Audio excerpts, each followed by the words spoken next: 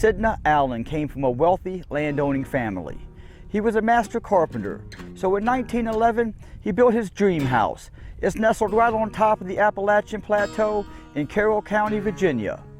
Sidney would never get to live in his dream house though, because his brother would get him mixed up in some nonsense. Now this nonsense, it would be front page news until the Titanic sunk. I'm Johnny Ashley in the Hood in the Woods, your neighborhood backwoods history and travel channel. You can find me on Facebook as The Real Hood in the Woods and on Instagram as A Bandit in Appalachia. Now if you'd like to help me out, help yourself out too, you should get yourself the official copy of the Hood in the Woods books, Volume 1, Volume 2, and Volume 3. A link will be in the description. Or you could also get yourself a I Break for Old Houses t-shirt. Another thing that's going to be in the description is a link to my other YouTube channel, The Family Court Guide. The trouble started a year before the corn shucking. Back then it was tradition when the crops came in for people to have big parties where they'd all get together and help each other pull the husks off the corn. If you peeled an ear of corn and it was red, you got to kiss the girl of your choice. Then it happened. With the moonshine flowing, an Allen boy got a kiss from a girl that another boy was courting, and he didn't take too kindly to this, so they took it behind the barn. But two Allen boys got the best of him, and he swore out a warrant against them. The two Allens ran off to the next county, which happened to be in the next state, North Carolina. The boys lay low, working at a quarry near Mount Airy. Under mounting political pressure, the Surrey County Sheriff picked up the boys. He brought them to the state line, where a Carroll County Sheriff's deputy met them. People said that sheriff's deputy was being a little rough with the boys, including dragging them behind his horse. Floyd Allen saw the abuse of his relatives, and he was none too pleased. He was a fighting man, handy with his fists and his firearms, and not afraid to use either. In 1903, he was convicted of shooting his cousin and sentenced to a fine and an hour in jail. He refused the fine and the time, and got away with it, and later he vowed to never spend a day in jail. He was 6 foot tall, 155 pounds, and 55 years old. It was common for him to be called by the sheriff to act as a reservist.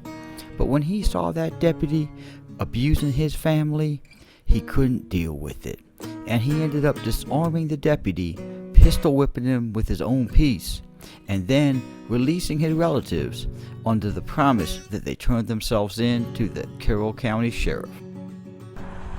As no good deed goes unpunished, Floyd was arrested and charged with assaulting an officer in the line of duty.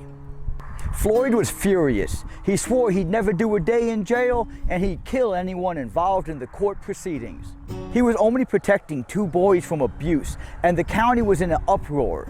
Two Allens even joined the sheriff's department to allegedly intimidate witnesses. To ensure a neutral trial, Judge Massey from Pulaski was called in to hear the case.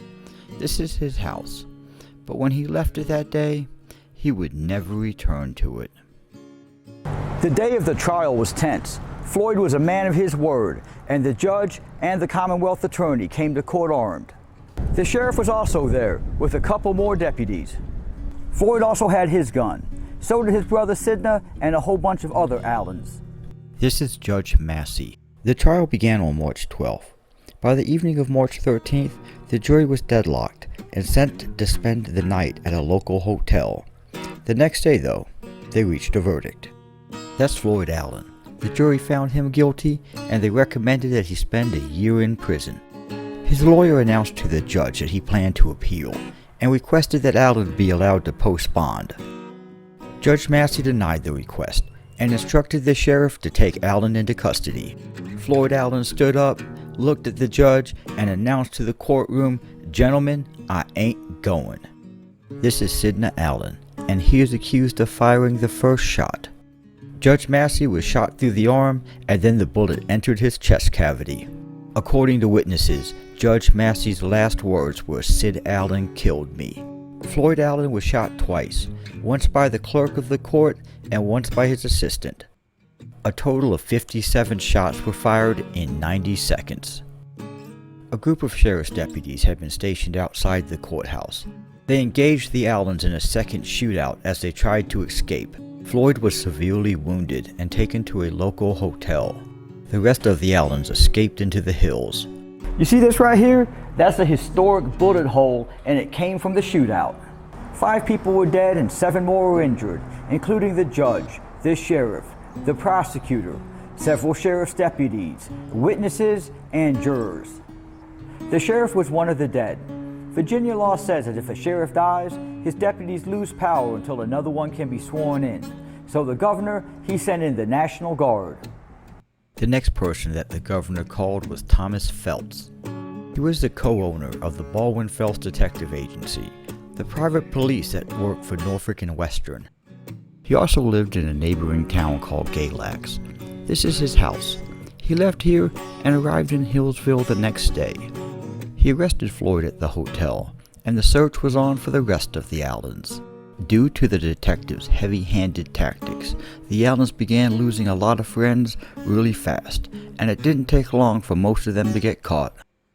The story of the shootout was front-page news across the nation.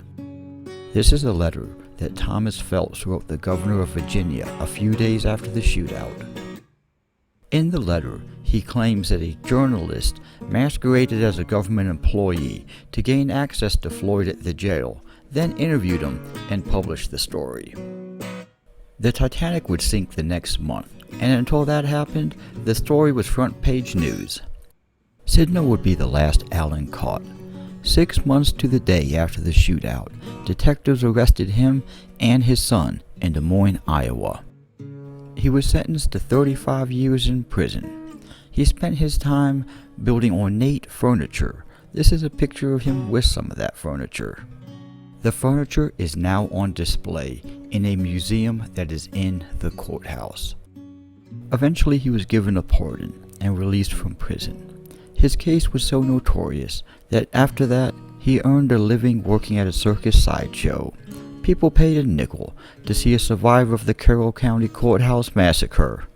Floyd and his son Claude received a stiffer penalty and no pardon. In 1913, the Virginia State Penitentiary had a double execution, and Floyd and Claude took turns sitting in Old Sparky. They're both buried side by side in Carroll County, not far from where Floyd assaulted the deputy. Sidney had to forfeit his house as part of the sentencing. The house passed through several hands, and it fell into disrepair, but now it's being restored by the Friends of the Sidney Allen House. Alright, that's my video. I hope you liked it. If you did like it, you need to hit the like button and hit the subscribe button. Don't be watching my stuff for free. If you like this video, here's a couple more videos you should check out.